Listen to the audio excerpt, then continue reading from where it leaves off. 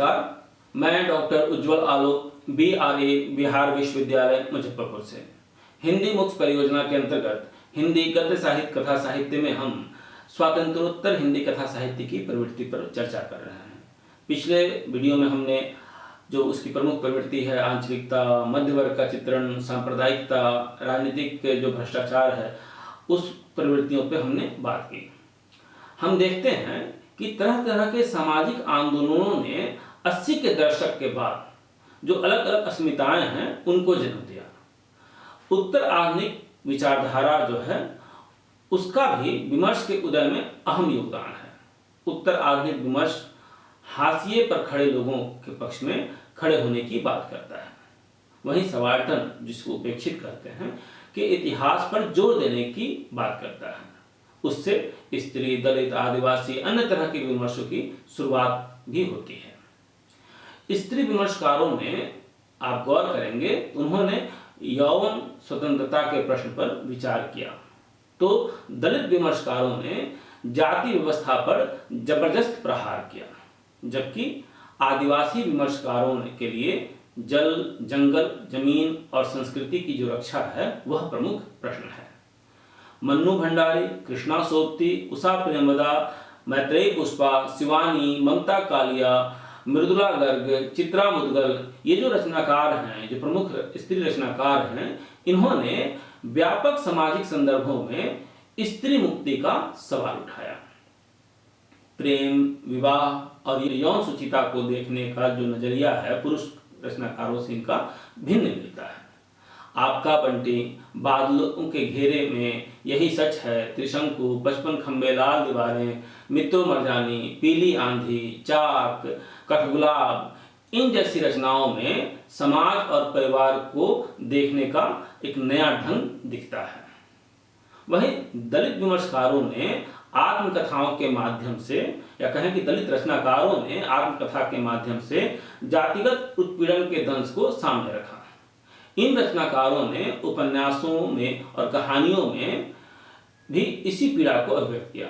दलित विमर्श के माध्यम से कथा साहित्य में हस्तक्षेप करने वालों में अगर कहें तो ओम प्रकाश वाल्मीकि, मोहनदास नायमिसराय, जयप्रकाश कर्दम, सूरजपाल सिंह चौहान, शिवराज सिंह बेचैन, तुलसीराम, सुशीला टागोरे, इनके नाम प्रमुख हैं। ओम प्रकाश वाल्मीकि की कहानी सलाम और जयप्रकाश कर्दम का उपन्यास छप्पर दलित विमर्श की प्रतिनिधि रचनाएं हैं। दलित समाज जो है वह बराबरी और सम्मान की मांग करता है और उसके साथ खड़ा रहता है। तो आदिवासी समाज मुख्य धारा के समाज को आक्रमणकारी मानता है। उसका मानना है कि उन लोगों ने जल, जंगल और जमीन से उन्हें विस्थापित कर दिया है। रणेंद्र हों, संजीव हैं, हरिराम मीणा, इन जैसे रचनाकारों ने आदिवासियों के इस विस्थापन को कथा साहित्य में चित्रित किया है। आदिवासी विमर्श में आदिवासी संस्कृति की रक्षा का प्रश्न प्रमुख प्रश्न है। आदिवासी विमर्शकार जो हैं वे मानते हैं कि भूमंडलीकरण के दौर में आदिवासियों की जो परंपरागत संस्कृति है वह खतरे में है। रणेंद्र ने गायब होता देश और ग्लोबल गांव के देवता, इसमें आदिवासियों के पलायन और उसकी संस्कृति पर छाए संकट को विषय बनाया है। वहीं हरिराम मीणा ने धूणी तपे तीर में आदिवासियों के संघर्ष की परंपरा का वर्णन किया है। संजीव ने अपने उपन्यासों धार और पांव तले दूब के माध्यम से आदिवासियों के शोषण का चित्रण किया है। उत्तर आधुनिकता समस्याओं के निराकरण से अधिक आप देखेंगे कि उनके वर्णन पर, उसके उद्घाटन पर बल देता है। यही कारण है कि हिंदी कथा साहित्य में आज के दौर में तरह तरह के विमर्शों का प्रवेश हो रहा है। हर वर्ग की जो समस्या है उसका अंकन हो रहा है और हिंदी कथा साहित्य में भी यह दिखता है। विनोद कुमार शुक्ल, उदय प्रकाश, रमेश चंद्र शाह, मनोहर श्याम जोशी, राजकमल चौधरी, ज्ञान रंजन, ऐसे जो रचनाकार हैं उनके यहाँ उत्तर आधुनिकता का प्रभाव परिलक्षित होता है। भाव और शिल्प के स्तर पर इन कथाकारों ने हिंदी कथा साहित्य को एक नई दिशा देने का काम किया है। विनोद कुमार शुक्ल ने नौकर की कमीज, राजकमल चौधरी ने मछली मरी हुई और मनोहर श्याम जोशी ने हमजाद, हरिया हरक्यूलिस की हैरानी के माध्यम से उत्तर आधुनिक जो कथा शिल्प है उस कथा शिल्प को विकसित किया है। मछली मरी हुई और हमजाद में समलैंगिकता को विषय बनाया गया है। यह विषय हिंदी कथा साहित्य के इतिहास से बिल्कुल नया है। एक और प्रमुख प्रवृत्ति है प्रवासी कथा साहित्य की। दलित विमर्श, आदिवासी विमर्श, स्त्री विमर्श की तरह हाल में ही हिंदी साहित्य में प्रवासी विमर्श है उसने भी अपना स्थान बना लिया है। अपने मूल देश को छोड़कर दूसरे देश में जाने वाले लोगों को प्रवासी कहा जाता है। भूमंडलीकरण के कारण अब सूचनाओं का आदान प्रदान सुगम हो गया है। इस तरह दूर देश में रहकर भी अपनी मातृभाषा में साहित्य रचना आसान हो गया है। ब्रिटिश काल से ही भारतीयों का प्रवसन अलग अलग देशों में होता आया है। इतिहास में हम देखते हैं कि 18वीं शताब्दी के मध्य से मॉरिशस, वेस्ट इंडीज के द्वीपों और अन्य देशों में मजदूरों के रूप में भारतीयों का पलायन शुरू हुआ। इनमें से अधिकतर हिंदी पट्टी खासकर बिहार और उत्तर प्रदेश के निवासी थे। इन भारतीयों और इनकी संततियों ने भारत की भाषा और संस्कृति को अपने से या अपने तरीके से दूर देश में भी बचाए रखा है। उत्प्रवास के अलग अलग दौर की वजह से आज भारतीय मूल के कई लोग कई देशों में रह रहे हैं और अंग्रेजी के अलावा अपनी देश भाषा में खासकर हिंदी में साहित्य रचना कर रहे हैं।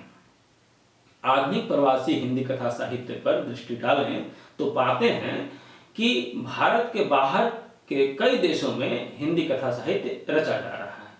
मॉरिशस, सूरीनाम, फिजी में तो यह था ही, अब यह America, Canada, Britain, New Zealand, Denmark, Norway, Japan या कहें कि पूर्व मध्य देशों में भी खूब फूल फल रहा है।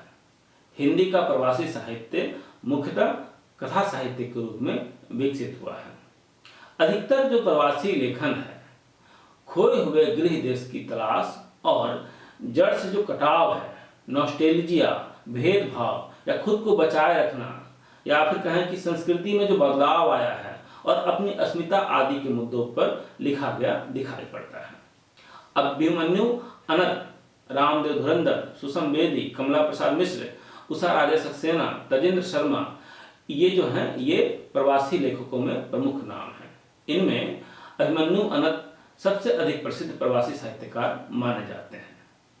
उनके कथा साहित्य में गिरमिटिया मजदूर के अस्तित्व और अधिकार और उसकी त्रासदी और उसकी जो ऊपर प्रताड़ना थी उसका यथार्थ चित्रण मिलता है। लाल पसीना उपन्यास उनकी कालजयी कृति है। इस तरह हम देखते हैं कि स्वतंत्रता ने हिंदी कथा साहित्य को एक नई दिशा दी है। भाव और शिल्प की विविधता के साथ साथ इसका जो क्षेत्र है वह भी विस्तृत हुआ है, विकसित हुआ है।